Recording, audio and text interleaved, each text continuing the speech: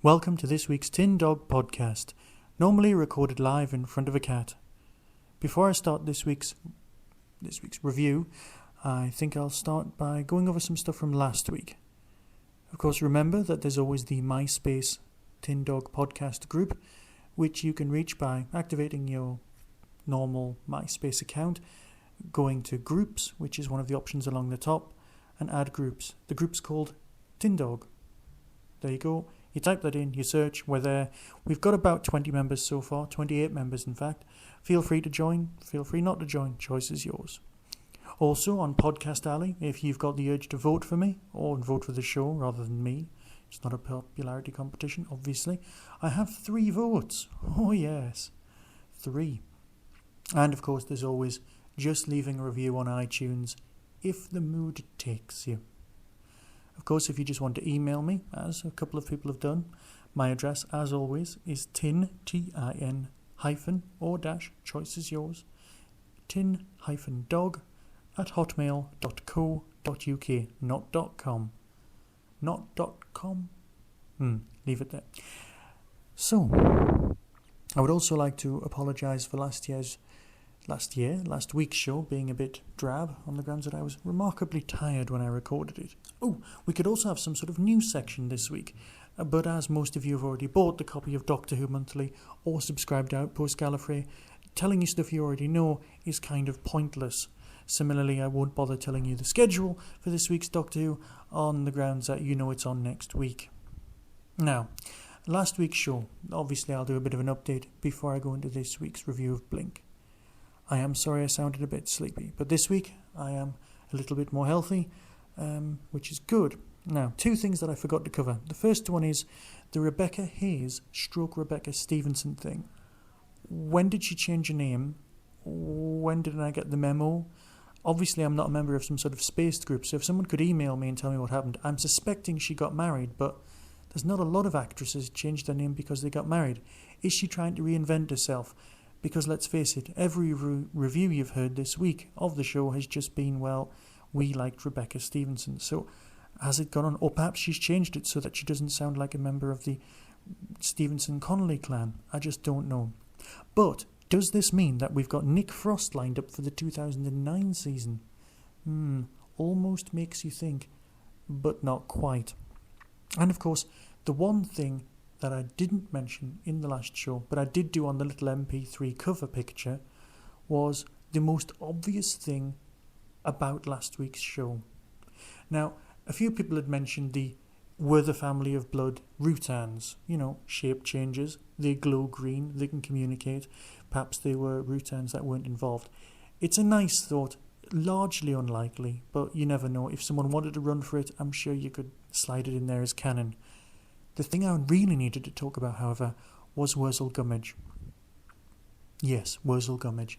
The popular, if mostly scary, kids' show with the Crowman, Geoffrey Bayldon, who was by far the best actor never to play the Doctor.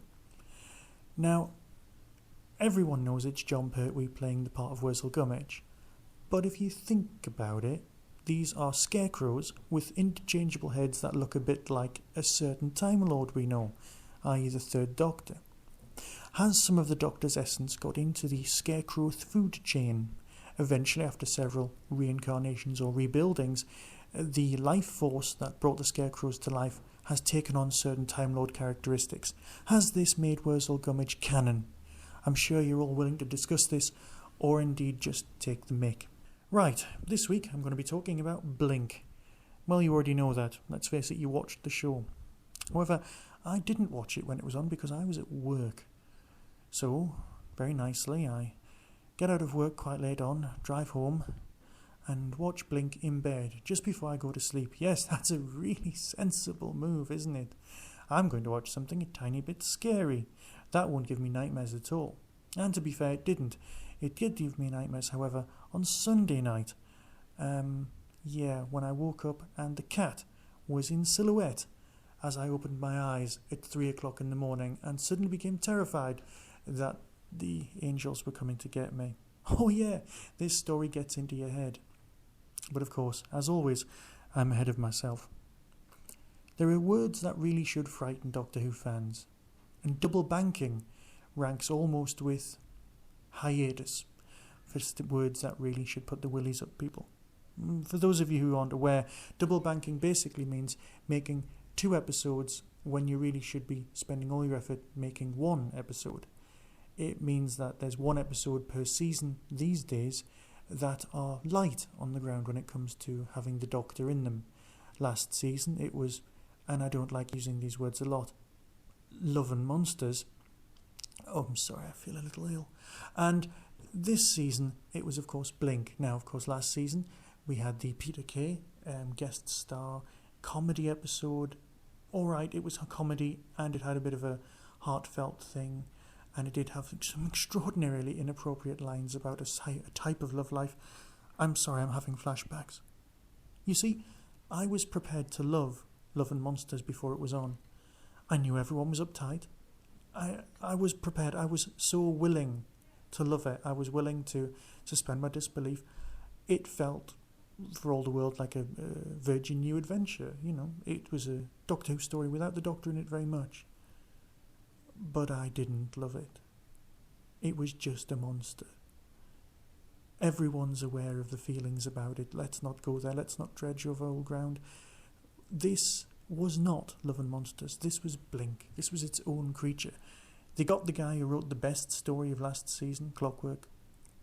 Ah, yes, The Girl in the Fireplace, to write this story. And it was very, very well done. There are 2 things that Doctor Who does well, and one of them's comedy and one of them's horror. They'd tried comedy with Love and Monsters, so let's try outright comedy.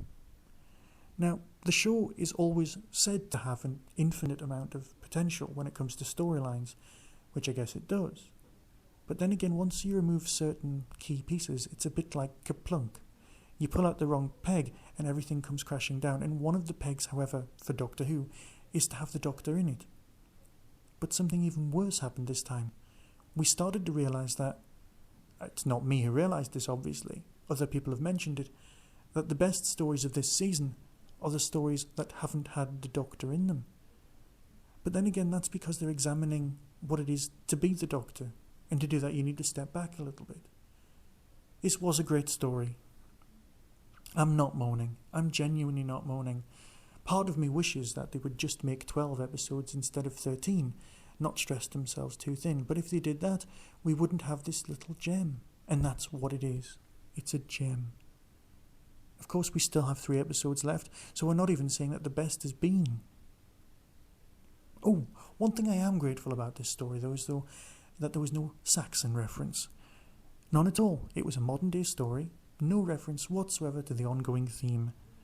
The only thing that I need to say about Saxon, Harold Saxon, is that Harold, the king, was the last of the Saxon kings of England who defended against the alien invaders who were the French. So has the name just been taken because it's the man defending England against the invaders from another country, stroke another world? It makes logical sense for someone to choose a name like that. There were also lots of moments for the fans. For example, things that were fairly postmodern, like Sparrow and Nightingale being mentioned as a TV show, but only on ITV, and that kind of leads you to think about Rosemary in Time, Randall and Hopkirk Deceased, which is a nice show, one of my personal favourites, again remade by the BBC, so not quite only on ITV, Dempsey and Makepeace, and of course, the reason I bring this up, Sapphire and Steel. This was a very Sapphire and Steel story. Time was almost a creature in the episode. It had an essence, it had a reason for the story being there. Now, the problem is, for me, the creatures themselves were more... They were there to serve the plot. The actual quantum, you can't see them, they can't move thing. I know the Doctor says they're the loneliest creatures in the universe, and they date from the time before time, which, to be fair, seems to be a very, very overpopulated place with vampires and lions and tigers and bears and arachnos. But let's not let's not be picky on that one. What? I was looking at the angels, and I suddenly went, okay, they can't look at each other, so mating and reproduction's odd, but they're made of stone, so does that make them related to the ogre? But then again, how do they mate? How do they reproduce? And then something even more basic applied to me. If you can't see each other, obviously use touch. Where do they get their clothes from? Because nobody's going to look at them in order to measure them and then make clothes out of what appears to be what they're made from. Let's leave it there. I mean, to be fair, most kids are going to go on holiday to Spain or Greece or Paris or France or somewhere like that and experience a mime artist pretending to be a statue that's just going to mess with their head more than seeing an ordinary statue in the street, because these ones actually do move and they will follow you. Is Stephen Moffat just frightened of holiday locations? I just don't know. Oh, the story itself is heavily influenced by one of Stephen Moffat's own pieces of work. I don't know if you're aware of this, but in the last Doctor Who annual, 2006, What I Did on My Christmas Holidays by Sally Sparrow, written by the same author, appears there. I will put the link on the show notes on iTunes. Of course, with the possible exception of the windows being the wrong size, which has been an ongoing thing for TARDIS rebuilders and Doctor Who fans, the show didn't reference its own history as much as it could have, and that's a good thing. It felt like a Sapphire and Steel story, and let's face it, we'd all watch Sapphire and Steel if it came back, especially if it was made as well as this. Not much of a review, to be fair. I loved the show. I can't doubt it. I can't pick holes in it as much as I would like to. It definitely was Love and Monsters, but part of me again still wishes that they just made 12 episodes in a Christmas special rather than 13 episodes, and you spend one episode going, is the Doctor in this? I'll leave it there and I'll speak to you next week. Be seeing you.